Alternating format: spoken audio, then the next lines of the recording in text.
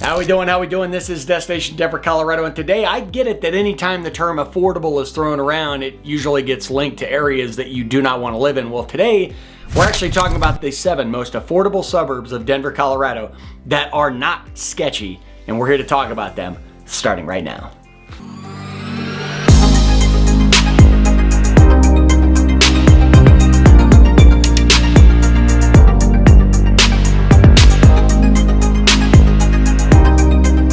Alright, this is Destination Denver, Colorado. I'm your host, Jimmy Everett, and listen, if you're interested in learning all the ins and outs, pros and cons to moving to or around the Denver metro and Front Range area of Colorado, then this is a channel for you. So make sure you click on that subscribe button as I drop new videos for you each and every week. And as much as I try to be a little creative and informative here on camera, I'm also a licensed mortgage broker covering the entire state of Colorado and teaming with some of the state's most talented realtors. And we are helping people move here each and every day. So the number and email you see on the screen, know that I am always the person, answer your phone calls, answer your texts, answer your emails, there when and if you need me. Now that we're done with that fun-filled stuff, let's get to what we're here for, and that is 7 affordable suburbs of Denver, Colorado that are not sketchy. All jokes aside, as somebody who has conversations with people about moving to the Denver metro and suburbs every single day, there is this attachment to the word affordable that usually links to cheap, dangerous, sketchy, places we don't want to live. And I want to have a genuine conversation today because this is all about talking about areas of Denver that are first and foremost below the average that you might find in other areas as far as home prices, as far as rents. But it's also based on a lot of conversations and research, my own experiences, but talks with clients, friends, people that live within these communities, that not only are they paying below, again, that average market that you might find in the Denver metro for a home or for rent, but they also feel good about the community they live in. They feel good about the safety of them and their family. They feel good about their schools. They feel good about being in that area. Now, certainly it's not a panacea. It's not an assurance of safety or an assurance that the school you'll have nearby you is the best it can be. It's a place for you to start. And we're also talking about sections of certain suburbs. So we're not just going to talk about it in general for certain areas, we're going to talk about specifics. So having said that and taking these in no particular order, we start with Green Valley Ranch, a rapidly growing development in Northeast Denver on your way to Denver International Airport. And a lot of the single family homes that have been built in Green Valley Ranch started in 2010 and continue to today. So you'll see a lot of new construction there. The average price point there tends to be 10 to 20% lower than you might find in nearby developments like Central Park, which is another very popular neighborhood in that Northeast Denver quadrant. One interesting factor of Green Valley Ranch is because of its proximity to Denver International Airport, you will see that rents tend to actually be a bit higher than the average for Denver. Again, because you have a lot of renters taking advantage of the fact that they're so close to Denver International Airport. So your median home price in Green Valley Ranch as of the making of this video sat at $488,000, and your average rent in Green Valley Ranch sat just a shade under $2,200 a month. Now, one thing I want to touch on as I talk about home prices and rents in this video, obviously, again, as of the making of this video, we're right towards the end of March as I say these things. When I'm talking about homes, I'm talking about all homes listed. So not just single family homes, we're talking about single family, townhomes, condos, all combined. Hence why you have, in this example, a $488,000 price point. Most likely your single family homes are going to be above that. As far as rent, we are working that off of the 2-bedroom average. That could be a 2-bedroom apartment, townhome, single family home. It is the average for a unit with 2 bedrooms. As far as schools, Green Valley Ranch is covered by Denver Public Schools. That is the largest school district in the state of Colorado. And it includes traditional public, innovation, magnet, and charter schools. And again, when you look at Denver Public Schools being the largest school district in the state, you're going to have ups and downs as far as ratings. You're going to have schools that are going to have positive ratings, some are negative. Certainly going to want to do your due diligence there. You're overall going to tend to get this negativity towards Denver Public Schools. That's, again, public perception. But as you look at Green Valley Ranch, know that some of the schools there are certainly going to be quality education opportunities. So don't take Denver Public Schools surface level. Definitely do your due diligence, as I would honestly recommend for any school district. Pros to Green Valley Ranch, your proximity to DIA, definitely a benefit. A lot of new communities, new developments, really well thought out, master plan communities with great layouts. And they also have a growing commercial and retail footprint there. Negatives, it can feel a bit isolated. You feel a bit outside of Denver. School ratings, as I mentioned, can vary widely within these communities with Denver Public Schools, and it's still developing in terms of nightlife, entertainment, restaurants, things to do out there. Again, that's part of kind of being out on an island, if you will, in Green Valley Ranch. Next up, we talk about an area of Northglenn and Thornton, a couple suburbs of Denver, and we're talking east of I-25, near 104th to about 120th. So your general overview, most of these communities were built in the 1970s through 1990s. They're well kept, and they are typically underpriced compared to nearby suburbs such as Broomfield and Westminster. This is an area where you will see a ton of condos and townhomes with sub $400,000 price points, very crucial in this housing market. And you'll see a lot of affordable rents, especially on the eastern side of I-25. Median home price there in Northglenn sat at $518,000 on single family homes and $422,500 for condos. In Thornton, that was $550,000 for single family, $348,000 for condos. The average rent between these two communities sat roughly between $1,750 to $1,825 per month. And then as far as schools, these two suburbs are covered by Adams 12 5-star schools. And this district covers a lot of areas. It covers Denver, Northglenn, Thornton, Federal Heights, parts of Broomfield, parts of Westminster. And overall, you get a sense that it is stable, family friendly, and it's moderately funded. Pros of the area we are talking about, light rail access is pretty good in these areas. You have a lot of parks, trails, and open space to explore, and you have a price gap. And one of the biggest is obviously, again, that price gap between them and local suburbs, that Westminster and Broomfield comparison. Now, some of the negatives that I got is that some of the areas feel a bit tired or they need some revitalization. That the suburban sprawl can feel, again, a bit isolated and you have increasing traffic. And because you have rapid growth, that can equal infrastructure issues. Next up on the list, one of my absolute favorite suburbs, that is Wheat Ridge, Colorado, located due west of Denver, just past neighborhoods like the Highlands, Sloan's Lake, and just short of getting into areas like Arvada and Golden, where you're heading into the foothills. Now, Wheat Ridge is on the smaller side. A lot of its communities were built in the 1950s through the 1970s, and many of those same homes have been updated. One area of consideration you might want to look at is right around Wadsworth and 38th Avenue. There's a lot of condos in that region that are right around that $350,000 price point. Again, really quality as far as a price point for the Denver metro area. And as far as rental goes for the west side of town, which is a very desirable area of town, rents are pretty reasonable. So you're going to find your detached home price there in Wheat Ridge sitting at $735,000. Condos selling for $549,000, again, the median price, and the average rent for a 2-bedroom sitting at $1,625. School district there in Wheat Ridge covered by Jefferson County Public Schools. Now, Jeffco overall covers a lot of different areas. It covers Wheat Ridge, Arvada, Lakewood, getting into the foothills.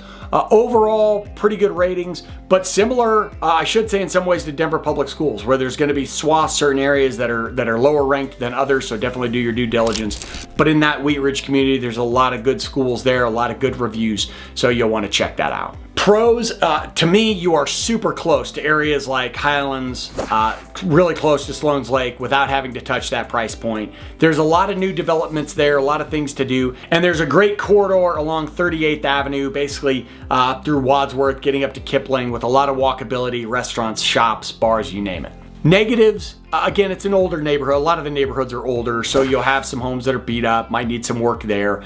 There are still pockets of Wheat Ridge that are in transition, that are kind of caught in between. You're not really sure, is it new, is it old, is it where we want to be, is it not? And then because there's a lot going on in Wheat Ridge, I'd say the same thing for Arvada. There's just a lot of road work sometimes, and that can be a bit annoying, but again, it's part of the process of revitalization. Next up, heading south of Denver, Denver's closest southern suburb, and that's Englewood, Colorado. So Englewood has a great mix of newer homes and older communities. There's a lot of scrapes and redevelopments. There's a lot of new developments in general, and then you still have these older homes with a lot of history to them. And Englewood will have a lower price point than nearby communities like Platt Park and Wash Park. A really nice benefit of the Englewood area is that you'll have condos and townhomes in that area that are right around that $400,000 price point that give you really quick access to Denver, and you're in a good part of town. You're close to a lot of things. Again, getting close to Denver, you can get up to the mountains very quickly. You're just a little north of the Denver Tech Center, so you're in a really good location. Median price of a detached place there in Englewood sat at $650,000. Condo sale price sat at $389,500.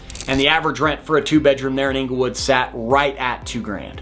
Interesting note for Englewood, it is served by Englewood Schools. That's a small independent school district, kind of similar to a Littleton, but on a smaller scale. So feedback I got as far as Englewood Schools is that, again, always a mix of reviews. There's never a place that's just a panacea, wonderful school district, everything's great. But they talked about like a more intimate, personalized school district with thoughts as far as their school. So overall, pretty good vibes as far as the schools there. Pros, again, really close to downtown. You've got some great hospitals there, including Swedish Medical. The light rail stops in Englewood in multiple points, so it's not one of those communities where you have to be just in one spot or else the light rail is useless to you. And you really have a strong mix of different people living there, different homeowners, young professionals, just different communities and diversity. Plus, parts of Englewood are along South Broadway, and South Broadway is a wonderful place to go check out and have some fun. Some of the cons in Englewood, and again, I never try to hide from this, is that Englewood is still in this process of gentrification. And I don't throw out that word loosely, it is occurring. There are parts of Englewood that are completely being revamped. Take that for what you will, but because of that process, some of the streets are drastically different from others. You might drive through one neighborhood and see brand new, again, however you feel about that, drive down the next and get a completely different feel. So you can have varying streets there. In some of the older areas, you'll have small lots and then property conditions. Same as some of these neighborhoods are more rundown than others, you'll have property conditions being different in different neighborhoods. A few more to cover, and next up is Arvada, northwest of Denver, one of my favorite suburbs. And Arvada is filled with some older ranches and some newer builds towards Old Town Arvada. Arvada is one of those areas that kind of stretches. You have the southeast area of Arvada that's closest to Denver, where Old Town Arvada is, a lot of walkability there, and then Arvada really starts to stretch northwest, getting into areas, I always have to joke, Farvada, where you have a bit more of a drive. The G-Line light rail goes through Arvada, very well placed as far, especially if you're near Old Town, stops right in the town, so very convenient there. And then the rental market is very stable there, and one thing about Arvada that I've noticed is that you have a lot of long-term as well as medium, mid-term options, so you've got some month-to-month or maybe some 3 to 6 month options in Arvada that you might not see as often in other parts of town. Median home price sat at $750,000, condo sales sat at $423,000, and your average rent in Arvada sits at $2,150. School district also just like Wheat Ridge, Jefferson County, so similar factors there, and again, some really good responses. And again, I'll say it for like the 17th time this video, do your due diligence. That's basically me saying that I can't tell you if a school is just wonderful or not because I'm not the principal of that school, but I know you're gonna do your homework anyway. That's why you're watching this video in the first place. Pros of Arvada, definitely without a doubt, the Old Town Historic District, just being around that downtown area. Your light rail access to downtown is fantastic. And a ton of just great parks, great breweries, great markets, a lot of different things to do in Arvada. And you could be near downtown Arvada, or you could be, again, as I said, Farvada, where it's much more green and lush and foothillies and out in nature. Cons of Arvada tend to be that demand has increased prices significantly. So while it still can be below that average price point, overall, it is rising. Second, East Arvada, as I mentioned, can be on that edge where you just get a bit too suburban. Some people love it, some people can't deal with being that far out from where they feel just that community is. And then there can be issues with limited inventory for first-time homebuyers. Couple more to go. You have Littleton, Colorado, and Littleton, listen, is a massive suburb. So when you Google Littleton, you're gonna see the downtown area. What we're talking about is more of the southwestern parts of Littleton as we get towards the foothills, but not quite there, right around an area of Kipling's and Bull, actually not too far from where I live, about 15, 20 minutes away. So a lot of these communities were built starting in the 1970s through 1990s. You're gonna see a lot of larger lots, a lot of homes that, although older, have been well maintained. So you have a lot more room within these communities. It's one of the reasons people are drawn to it. They tend to get more for their money. And as I mentioned in other areas, you'll also have townhomes and condos in these areas that sit right around that $400,000 price point. Now, don't panic when I talk about detached home sales prices, because in the area I'm talking about, it tends to be lower, but Littleton as a whole has areas that are much more expensive. So the average median home price for all of Littleton sat at $875,000. I don't have the ability to narrow down just to this community. Condo sales prices sat at $415,000, and your average rent sat at $1,900. Definitely a strong suit for Littleton is that it is covered by Littleton Public Schools, which is again their own school district, which tends to be overall highly rated. A ton of schools within that community to consider, and definitely one where, as I talk to people, they have been, at least the folks I've talked to, very impressed by the schools that their kids have attended.